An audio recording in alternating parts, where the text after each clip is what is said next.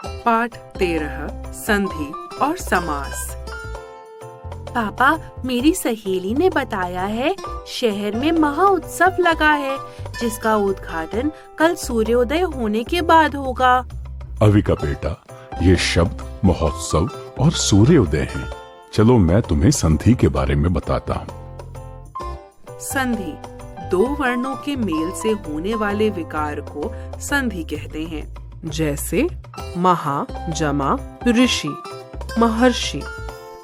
संधि विच्छेद संधि युक्त शब्दों को अलग अलग करके लिखने को संधि विच्छेद कहते हैं, जैसे प्रति जमा एक प्रत्येक। संधि के भेद संधि 3 प्रकार की होती है। स्वर संधि स्वर के स्वर से मेल पर होने वाले विकार को स्वर संधि कहते हैं, जैसे सूर्य जमा उदय सूर्योदय।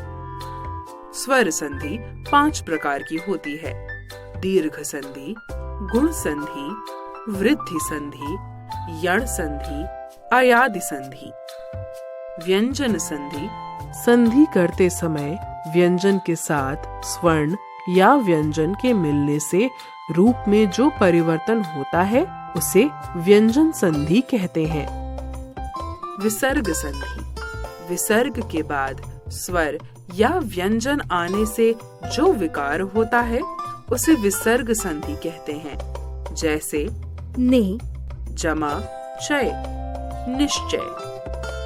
समास 2 या 2 से अधिक शब्दों के मिलने से जिस नए एवं सार्थक शब्द की रचना होती है वह नया शब्द समास कहलाता है, जैसे रसोई के लिए घर रसोई घर।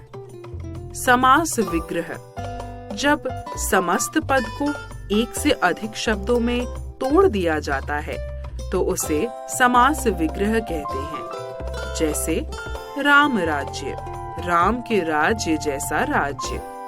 समास के प्रकार समास के निम्नलिखित प्रकार होते हैं।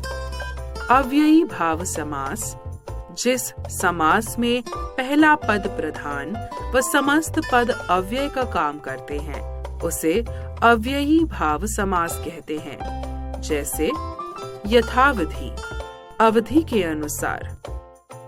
तत्पुरुष समास तत्पुरुष समास में प्रथम पद गौण एवं उत्तर पद प्रधान होता है व समास करते वक्त बीच की विभक्ति का लोप हो जाता है, जैसे मूर्तिकार मूर्ति को बनाने वाला।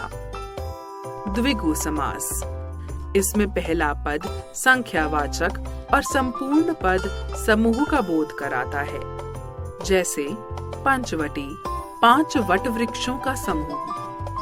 द्वंद्व समास जिसमें दोनों पद प्रधान हो और उनके बीच प्रायः सामासिक एल जल चिन्ह लगा हो तथा विग्रह करने पर और या एवं लगाना पड़े उसे द्वंद्व समास कहते हैं, जैसे हानि लाभ हानि या लाभ।